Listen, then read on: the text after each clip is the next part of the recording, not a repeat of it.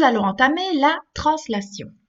Au niveau de la translation, ce qu'il y a d'important à retenir, c'est son élément caractéristique. Donc l'élément caractéristique de la translation est le vecteur.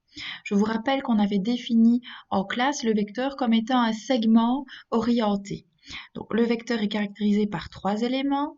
Il a besoin d'une direction, d'un sens et d'une longueur. La direction, c'est ce que je vous expliquais en classe, c'est comme les bords d'autoroute. Donc on imagine que ceux-ci sont des bords d'autoroute, elles sont bien parallèles.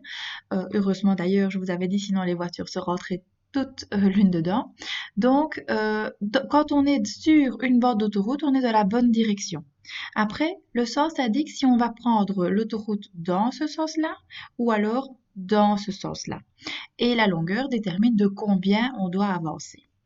Au niveau de l'écriture et de la lecture, vous avez un T pour translation. On pourrait aussi écrire le T en majuscule. Et la notation du petit vecteur ici en dessous. Donc, je vais reprendre la couleur orange parce que c'est l'élément caractéristique.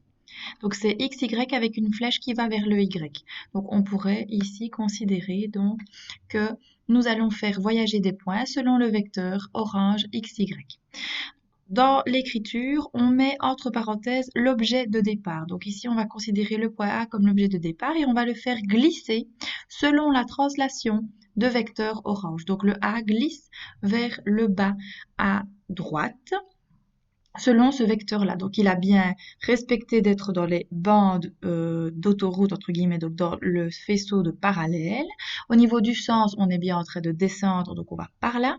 Et la longueur, le A descend de la longueur précisée par le vecteur. Vous voyez que le A n'est pas trop bas ou trop haut, il a bien respecté cette distance-là. Pour le lire, vous pouvez le lire comme ces 3 méthodes-là. Ça ressemble à ce qu'on a vu pour la symétrie orthogonale et la symétrie centrale. Vous choisissez évidemment la manière qui vous convient le mieux lorsque vous devez vous exprimer, mais vous devez quand même comprendre les 3 parce que moi, je passe d'une manière à l'autre pour lire. Au niveau de la définition, vous retiendrez donc qu'il est important de repérer de contrôler 3 éléments. Ce sont les 3 d'ici. Donc, vous devez vérifier qu'on a bien une bonne direction. La direction se caractérise avec des parallèles. Donc là, il y a un petit problème au niveau des feuilles. Il faut écrire à la place du petit rectangle bizarre, là, parallèle. Donc, je fais, voilà, le petit symbole de parallèle. Donc, on vérifiera la direction grâce au parallèle, les fameuses bords d'autoroute. On vérifiera, je reprends mon verre, le sens, donc c'est-à-dire si on va bien, oh, ça c'est pas propre, je recommence, vous savez bien que je suis pour faire des jolies feuilles.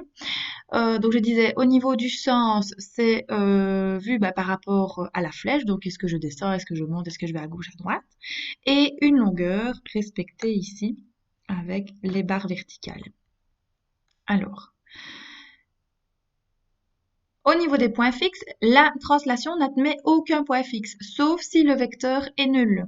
Donc ça veut dire que si le vecteur montre qu'on ne fait aucun mouvement, si on ne glisse pas, on est fixe parce qu'on est resté à sa place.